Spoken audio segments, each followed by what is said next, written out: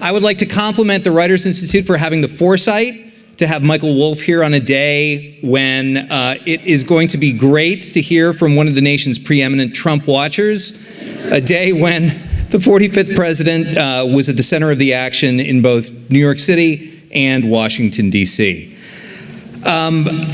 Michael Wolff's trilogy of books on our 45th president began in 2018 when the administration was not even a year old, with fire and fury inside the Trump White House. A year and a half later, we got Siege, Trump Under Fire, and in 2021, Landslide, the final days of the Trump presidency. His most recent book, as Paul noted, is The Fall, The End of Fox News and the Murdoch Dynasty, a multiple insider account of the backstage and C-suite drama at Rupert Murdoch's empire over the course of roughly a year, ending with the near simultaneous decisions to settle with Dominion voting systems for $785, or is it $787 million?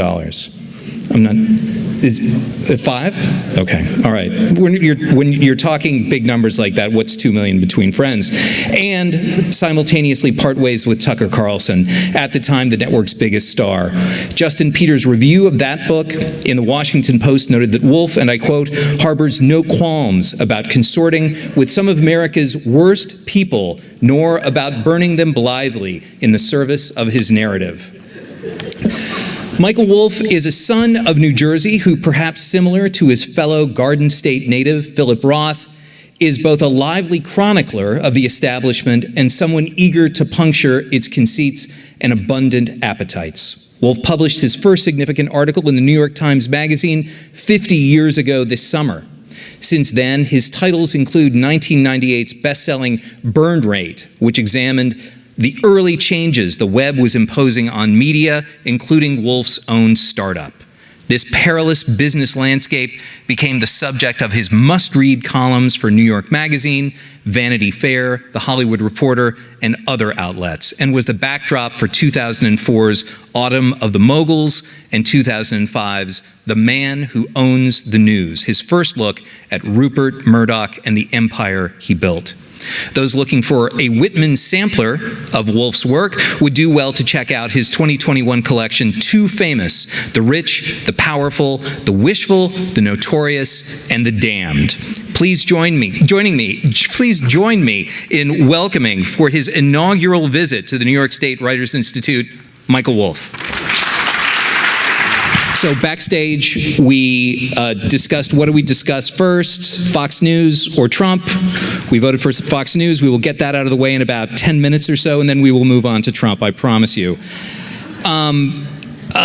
This might actually serve as a good segue to talking about Trump. In your introduction to The Fall, you make the argument that too much news coverage of Fox News fails to understand that, like any company that makes something, they're just giving consumers a product that is wildly profitable for them.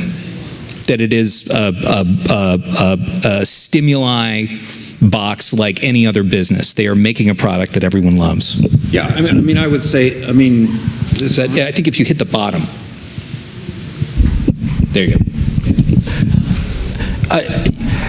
I think it's, when we think about Fox News, we think of this ideological cornerstone of the modern era, which it is, except more importantly is the fact that it has $2 billion in free cash flow. And if it suddenly had $1 billion in free cash flow, or as CNN has $600 million in free cash flow, on the basis of its ideology, it wouldn't have that ideology anymore. So yes, it is singularly there to make Rupert Murdoch a buck. And do you think that your analysis of Fox News is more behavioral than it is ideological? Is that yes? Sort of... you have to.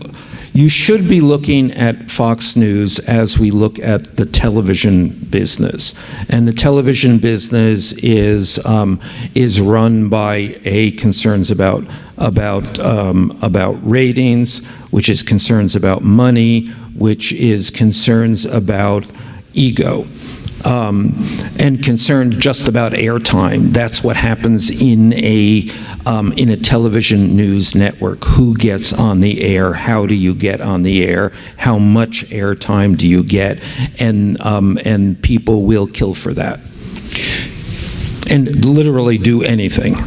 It has now been about 8 months since the book came out, since The Fall came out. Is there evidence that Rupert has in fact retired, that he has gone from the organization, that he is no longer exerting influence? No. I mean, let's remember, Rupert Murdoch is 93 years old. So what you can do at 93 is less than you can do the day before. Having said that, Rupert just announced that he is getting married again. And what that also means, I was just recently got the lowdown on this, that someone close to him said he was really, over the past year, really fading, which is not surprising. And I've heard that from various people who are very close to him. He's 93, and he's, lost kind of many steps. As most of us will, if we are lucky enough to get to 93. But this other person was telling me, since Rupert has met this woman and they've decided to get married, he's back. True love. Yeah. What's your assessment of how Tucker Carlson is doing now that he has, of course, gone from Fox and he has tried to rebuild his brand largely on X? I think, I know that he is out raising a lot of money. I think that he believes he can build a Tucker Carlson media brand company. And I think, he may be able to. I mean, this takes a couple of years or more. But I think that while he does not have the audience that Fox delivered every night, he remains a power in the MAGA land. Would that be the dreaded Fox killer, do you think? No, I don't think that there will be a Fox killer. I think Fox will kill itself. In other words, it will be the family dynamic. Yeah, I think it's the family dynamic and it's the cable television dynamic. This is all in the transformation that's going on now is a radical transformation, and pretty much nothing will survive in its current form. But I also think that conservative media, ideological media, kind of breaks down into finer and finer segments. So Tucker will have his segment, Ben Shapiro has his segment, and we'll go on and on like that. And will there be enough viewers to kind of keep it alive in slices like that? Well, yeah, I think it's a question of how much money you spend. I mean, we'll have these little segments which are potentially highly profitable, but highly profitable in terms of supporting, a small band of people. And so this is the question that will probably lead us into kind of the current day. Do you think that Fox News has completed its rapprochement with Trump and all of his minions, or is that still a fractious relationship? Well, I think it's a fractious relationship because I don't think that they want the relationship. Rupert Murdoch certainly continues to detest Donald Trump. I think he likely wakes up in the middle of every night saying to himself, "What have I done?" But having done it, I think he sees himself and Fox as having no alternative. And it is only Joe Biden and Donald Trump. Fox tried to invent Ron DeSantis. It tried to get on board with Nikki Haley. I mean, again and again, all of this failed, and so they are left with Donald Trump. And for Rupert, Rupert is an ultimate transactional guy, and Trump is the only. It's the only deal out there. Is he the only deal out there, or is he the only one who is that nakedly transactional? Or both? I think both. He is the only deal out there. He will either be the president of the United States or Joe Biden will be the president of the United States. And it's not inconceivable that there will be pressure on, there will be pressure on Rupert to support Joe Biden, but from within his circle and within his family. But but Rupert is not that imaginative. I think this is the bed he's made, and he's stuck with it.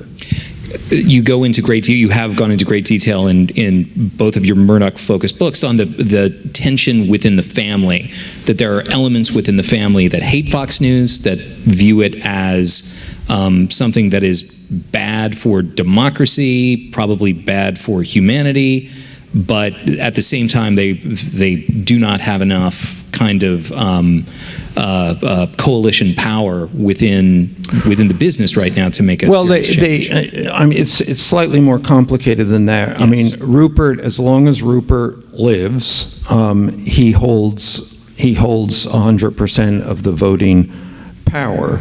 At the moment of his death, his shares are divided evenly among his 4 children, who will then divide the power 4 ways. There are 4 votes. Complicating this, he has 6 children, but the two younger children do not have a vote. This has to do with a divorce and how do you not pay the anyway. That's a Murdoch digression. 4 votes.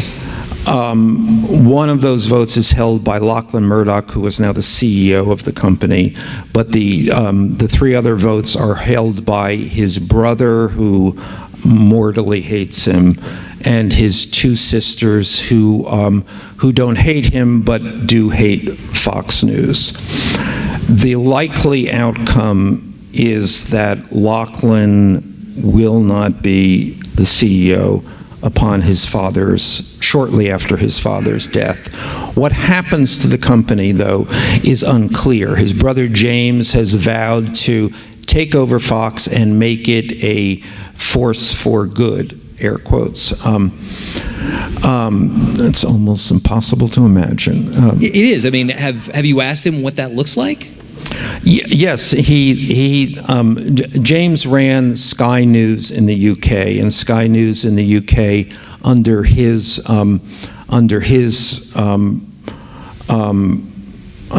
rule was was a good news organization, sort of much peppier than the BBC, kind of with a commercial edge, but generally down the middle, at least making the effort of being fair-minded. And James always points at that. That's what this will be like. In other words, one might say to James, which I have not directly said, something like CNN at $600 million rather than $2 billion. So I think the Fox shareholders might have some complaints.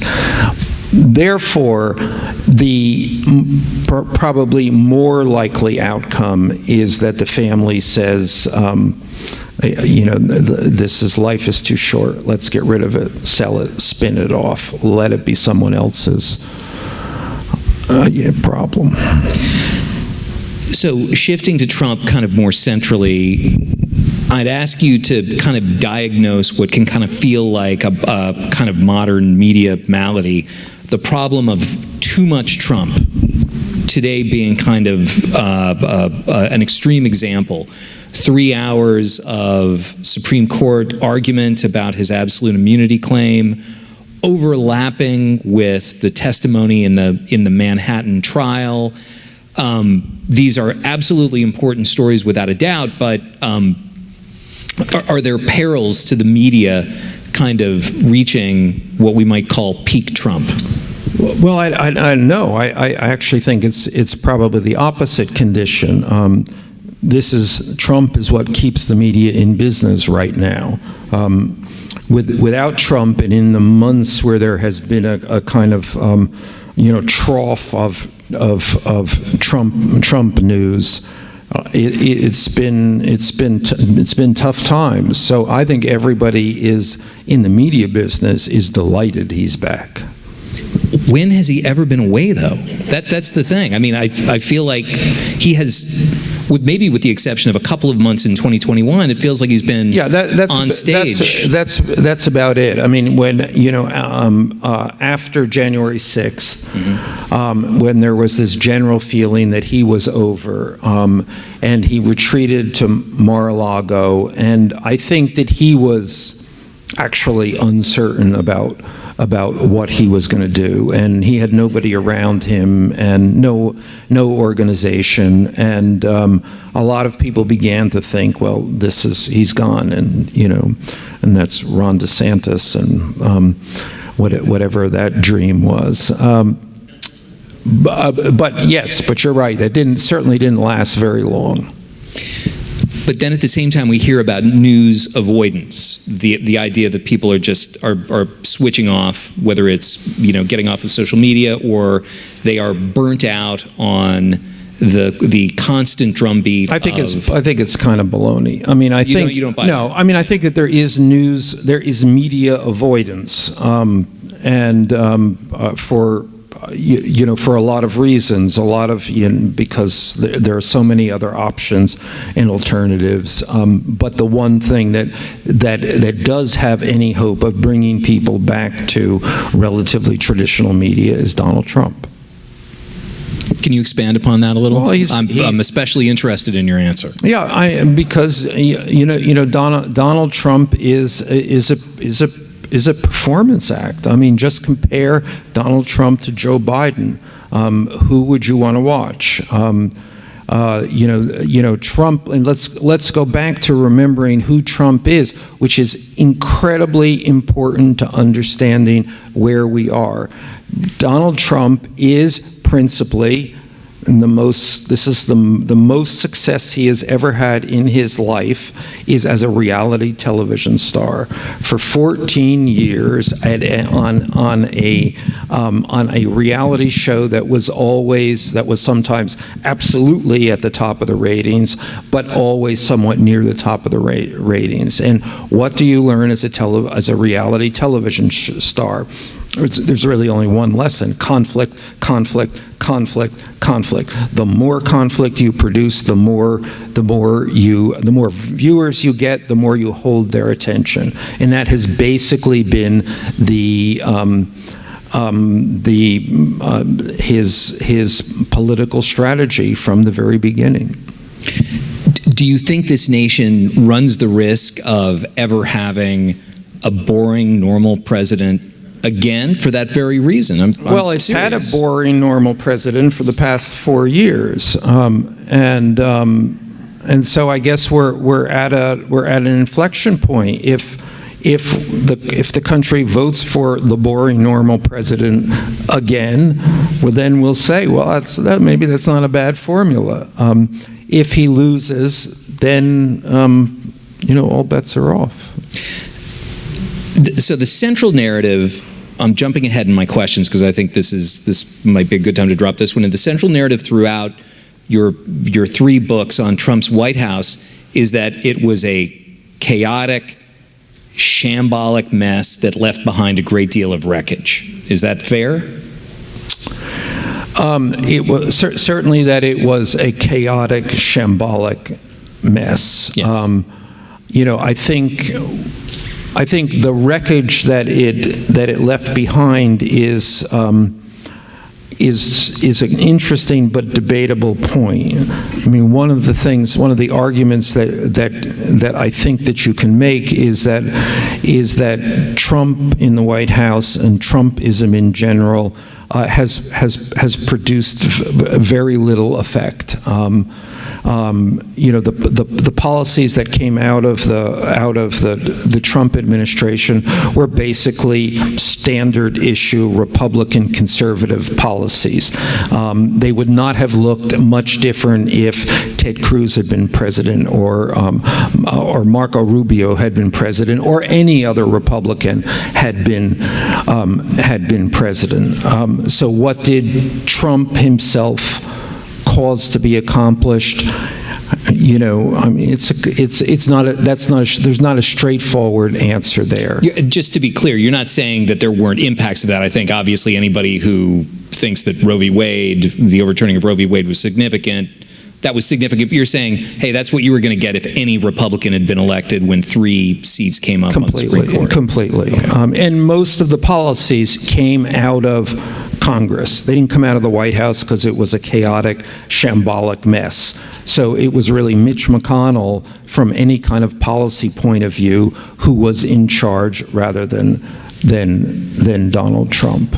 But having spent so much time detailing all of this chaos, do you ever, your work has been wildly successful in terms of readership, the size of your readership, that in terms of impact on real world politics, it has not been the kind of ringing of the alarm that that perhaps, I don't know, maybe even whether you wanted to be that. It's as if Rachel Carson wrote Silent Spring, and after reading it, everybody was like, you know what? I think we got to have more DDT in our environment, or something like that. No, I'm not. I'm not anybody's advocate. Unlike, I think many journalists have come to put themselves in that position. And I'm, in some ways, perhaps a throwback. I regard my job as to tell the story, make it as vivid as possible, let readers experience what I'm experiencing. Donald Trump is an inexplicable character. Someone has to explain him. I think I've probably come closer than most. And he's a character, and he may not say, his effect may not be his chief effect may not be on American policies, but there is an effect, and perhaps a broader and more profound effect, on American character. And in order to understand that, you have to understand his character. I mean, just exactly who this person is. That first and foremost, that he is an actor. That this is a performance.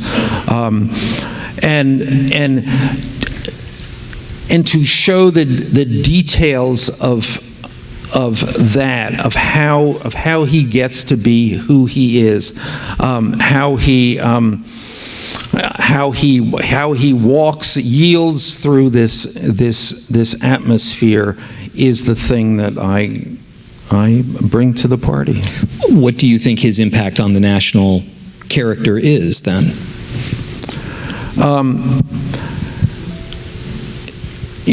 I think that well, other than the fact that he has obviously made people very crazy, he has also, I think it becomes an example of what appeals to people, of what speaks to people, of what of what moves a large body of Americans. And again, I would go back to that reality television model.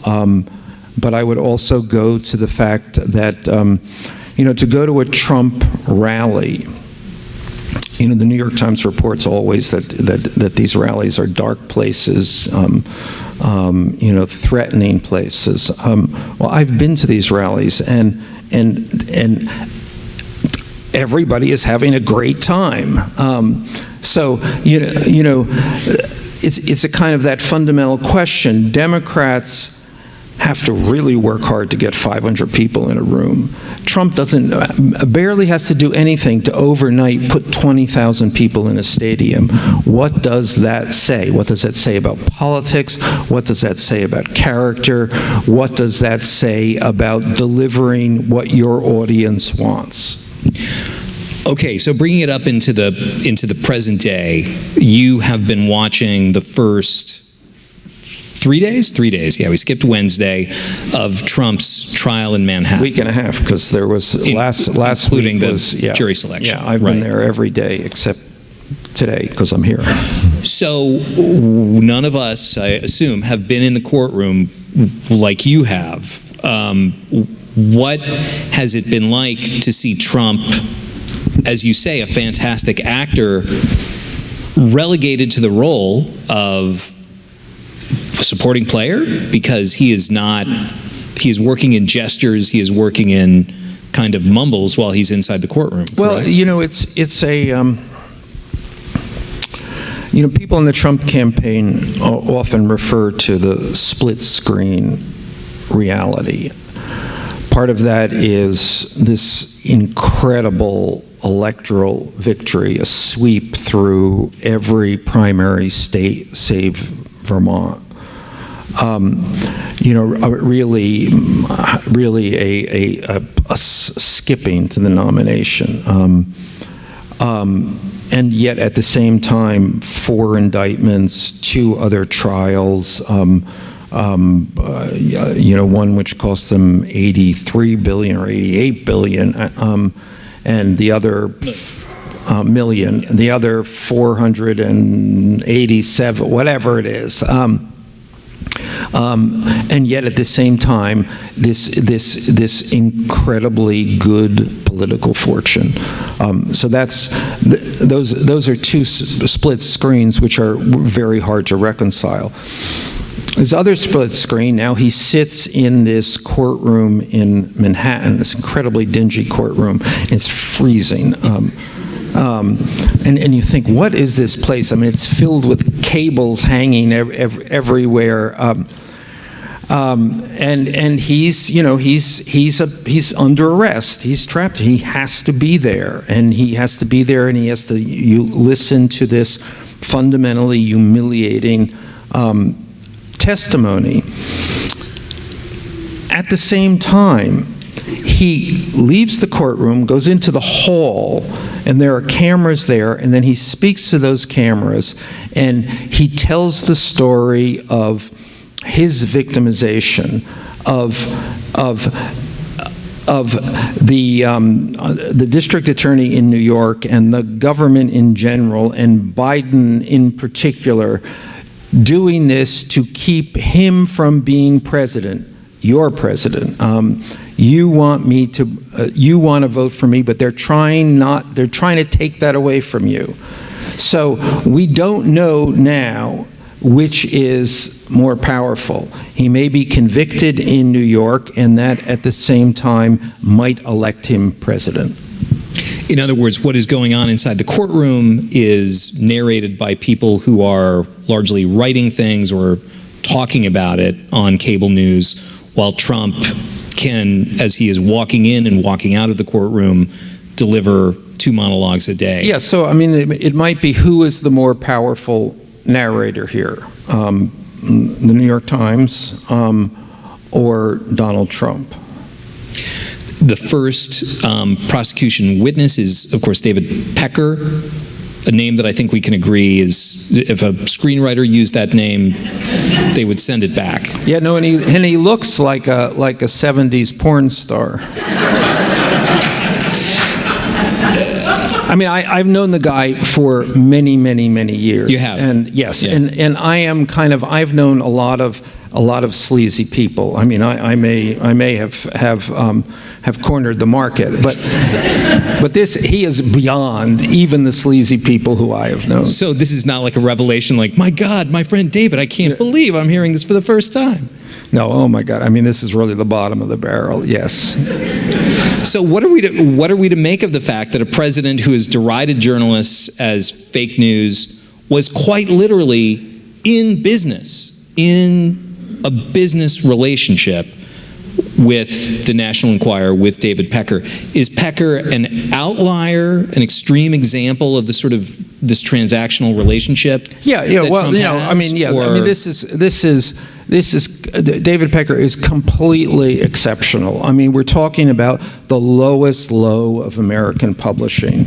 And I don't think anybody has ever had any illusion that it was anything else but. I mean, one of the interesting things to me is that Trump got involved with David Pecker in this relationship starting in 2015. Already by that point, the National Enquirer had almost no readership. I mean, it was the faintest reflection of its former self. But somehow, Trump, I mean, there's this weird thing about Trump that he really seems to function. He really seems like a guy out of another age.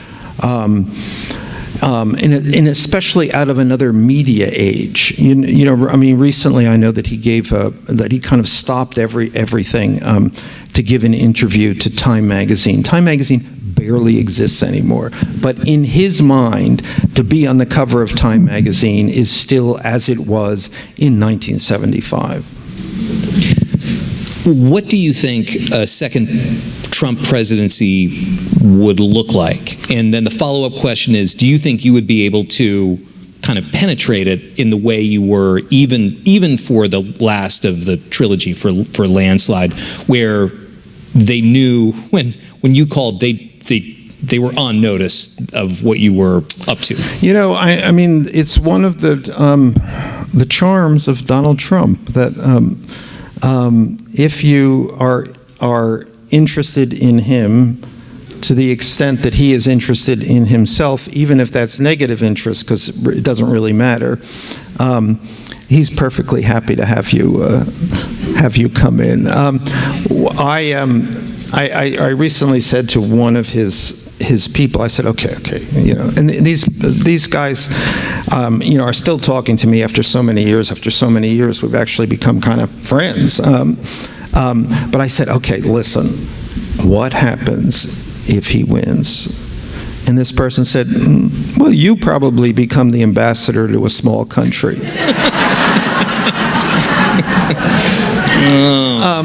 But nobody. The truth is, nobody knows. What's the second Trump administration going to be like? Actually, it's probably going to be very much like the first Trump administration. Or in this conversation that I was having with this person, he said, because it went on, and he said, he might spend 4 years deporting everybody in the country, or equally, he might spend 4 years playing golf. Probably more likely the latter. But what everybody says is that the lesson he has learned from the first term is sycophants only. Like, loyalty is going to be the coin of the realm in the second Trump administration. That, well, I think Bill that Barr, that those was guys, that was also in the first. I mean, he's a guy, he wants loyalty. If you're not loyal to him in a way, and loyalty is an exalted word. If you're not sucking up to him, then ultimately you're going to fail, and you're going to be and you're going to get fired. But also, that's not really the way things work in any strategic, programmatic way. The people who are going to be hired are the people who spoke to him last, or have their people speak to him last. Nothing gets done with any real system, because he's not that interested.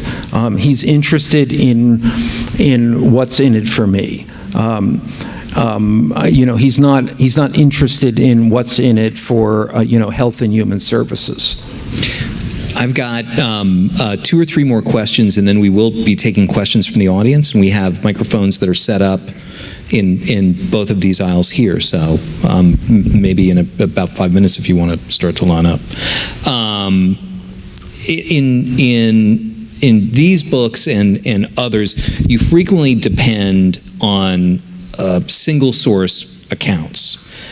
How do you gauge the trustworthiness of some of these folks that you're talking to, especially when the environment that they're working in is so backstabby? Well, as Fox News and, sure. and Trump's inner circle. I get. Obviously, I've been asked this question a lot. And actually, there are few instances, some instances, but few instances when it's just single sources. I mean, I'm speaking to a lot of people, and so this kind of overlaps at all kinds of points. I mean, you're trying to build a portrait here, and lots of people are contributing to it. How do you trust these people? Partly you trust them because, as I say, you're building this portrait, and people are contributing to it, and you just separate the outliers.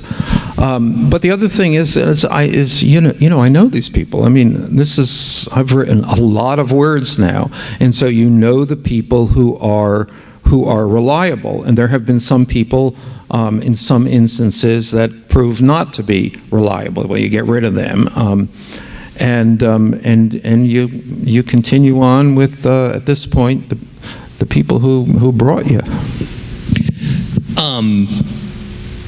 What are you working on next? I don't know. I mean, the question is there more of this story to tell? I was hoping that there wasn't. Why were you hoping that there wasn't? Well, for reasons of the well-being of the nation, and then for reasons of my own well-being. I would like to do something else, but obviously this story does go on. It is the central story of our time. It is the most important story of our time. It is the mirror, for better or worse, in which we are forced to look into. So obviously, I have to be thinking about if I have to continue this story. So this is Albany. Donald Trump, I think you would probably say, is the most fascinating political figure you have covered. Andrew Cuomo is the most fascinating political figure that I have covered at great length. We were discussing just before we walked on, you did a 2001 profile of Andrew I think it was for New York Magazine, wasn't it? Yeah, I actually did, I think, 3 or 4 stories about Andrew. I spent a lot of time, and I found Andrew fascinating, and in ways, not exactly similar to Trump, but similar in the way that Andrew wore it on his sleeve. And do you think he is, of course, embarked on a kind of rehabilitation campaign, both legally and politically as well? What do you think his chances are to come back? What is his lane? Well, I think he has a lane. I think if he may run for mayor of New York. I think that depends upon what happens on the fate of the current mayor. Mayor Adams, but if, as a lot of people expect, Adams is going to be pushed out because of his own issues, then I think Andrew Cuomo will run run to be the mayor of New York City, and I think he will win. You heard it here first, folks. This has been a great pleasure to talk to you. I think you will make an excellent ambassador to the Bahamas or the Caymans or wherever you want.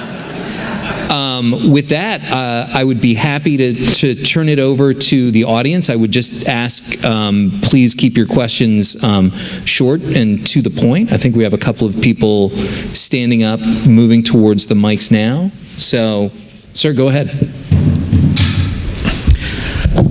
Thank you. My question has to do with Elise Stefanik, who is a representative congressionally from district up here, and to what extent, from your vantage point, you see her as any kind of player in this tragic comedy that we're in. Well, I think probably the more pointed way to ask this question, if I might, is will she be Trump's vice president? And I think the answer to that is she certainly has a possibility. And if not the vice president, I think she can.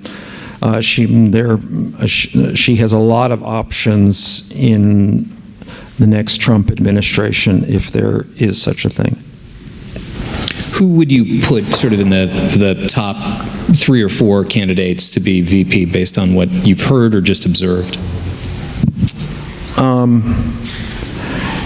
would say Kristi Noem, Scott, J.D. Vance.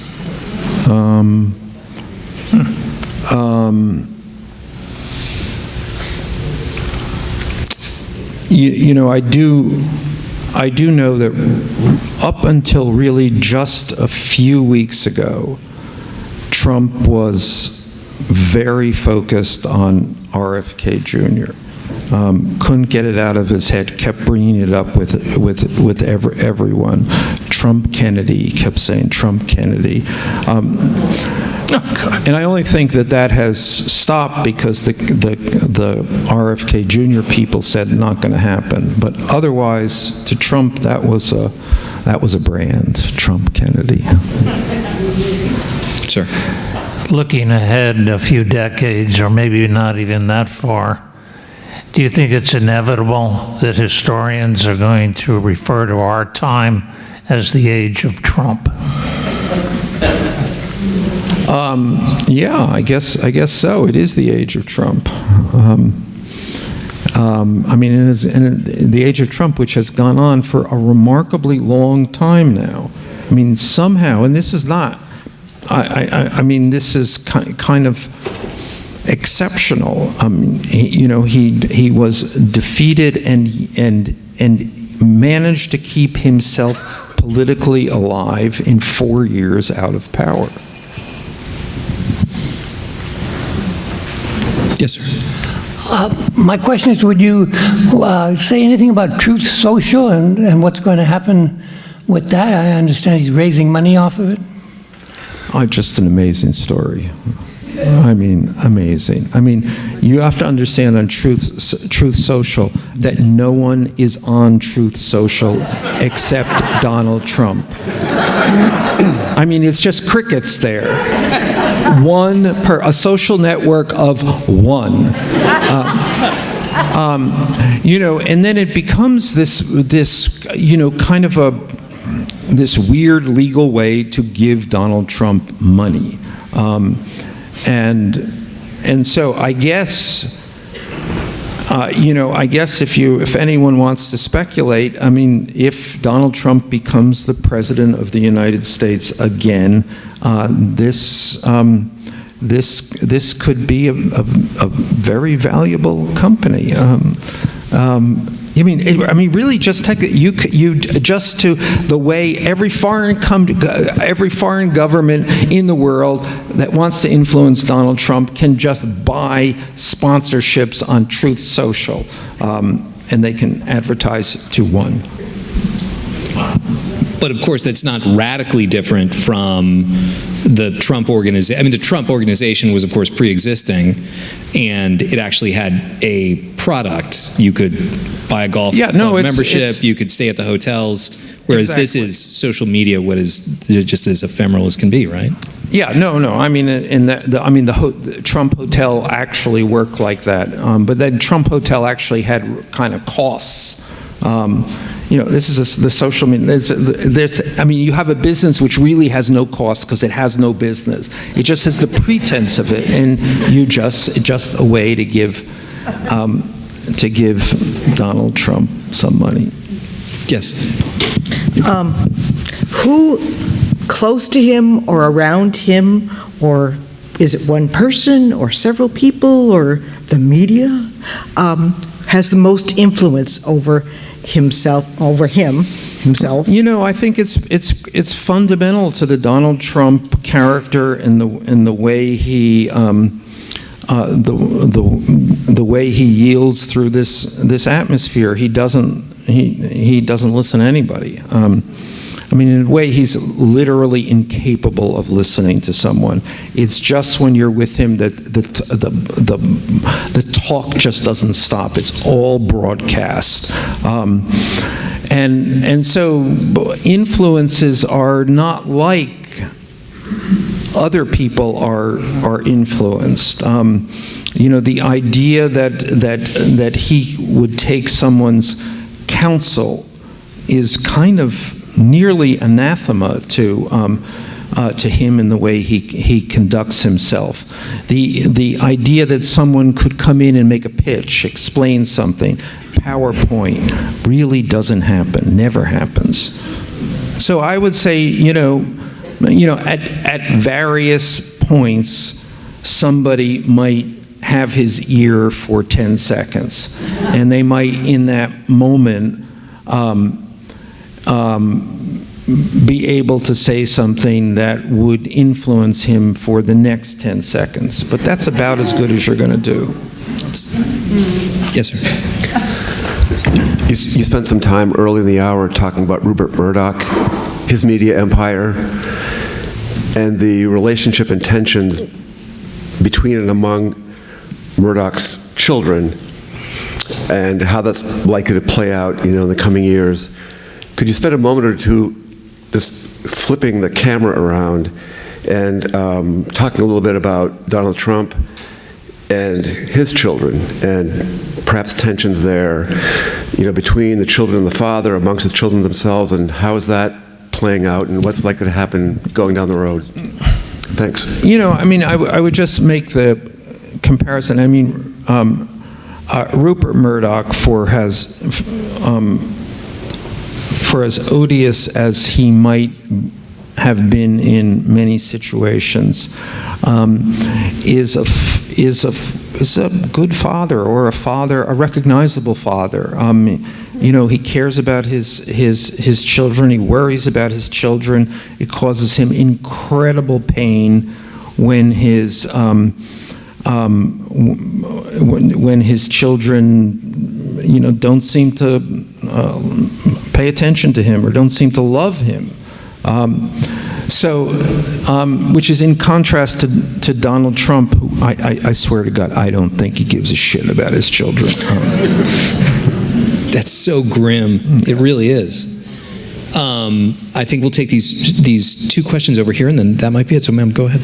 I'm wondering if you can talk about the relationship between all the different conservative media. I'm thinking Newsmax and Fox, and how Fox perceives them as a threat, or how they maybe trade stories off of one another, and also just how much Fox is responsible for Donald Trump becoming president.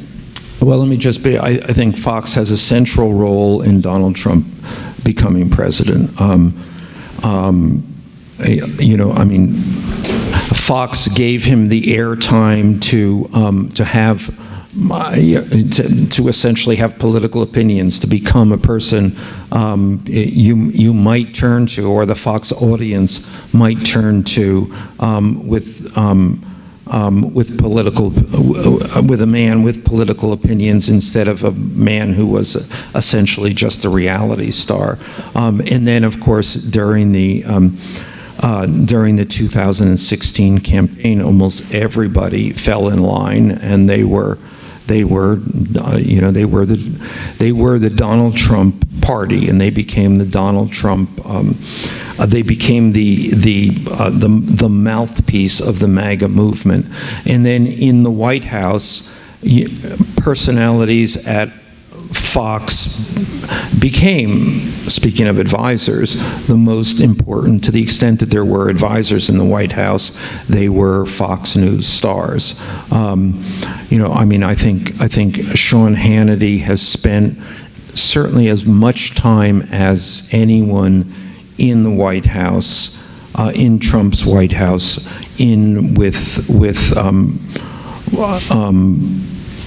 with direct contact with Trump when he was president. As for the other conservative cable networks, Fox is occasionally appears to be worried about them. Occasionally, everybody at Fox is always worried about losing rating points. And if they're going to lose rating points, the likelihood is that they'll lose them to one of these much smaller cable networks. But is it really meaningful in any way? No. Yes, go ahead. Earlier, you talked about the major news providers who would suffer with Trump not being around. And I was wondering if you included, two questions really, if you included PBS in that list of news providers, and also after Trump is gone, hopefully, what about other major issues like climate change, the Russian-Ukraine war, Israel and Gaza? Aren't there other important major news stories? Sure. First thing, the PBS issues, it doesn't depend on advertising, so it's a kind of completely different model. They're fine with larger audiences, smaller audiences. It doesn't really make any difference to PBS. In terms of other issues,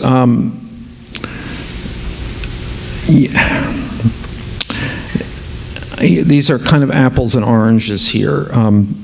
The issues, the important issues of the day are complicated, fraught, difficult, not necessarily dramatic, or not necessarily dramatic in a linear narrative fashion, and they're not made for audiences, or they're not necessarily made for audiences.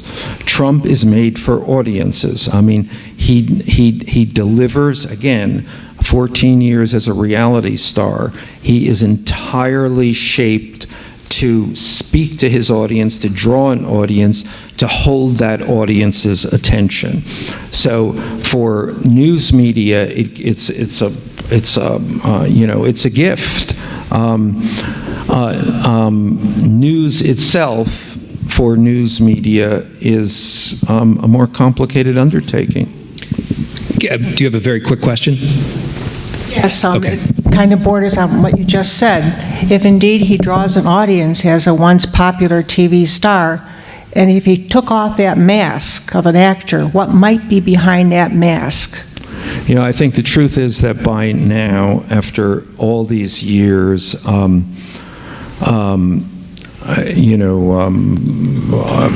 than 50 years in the public eye, I honestly think, and I think this is an important point about understanding him, there's nothing under that mask.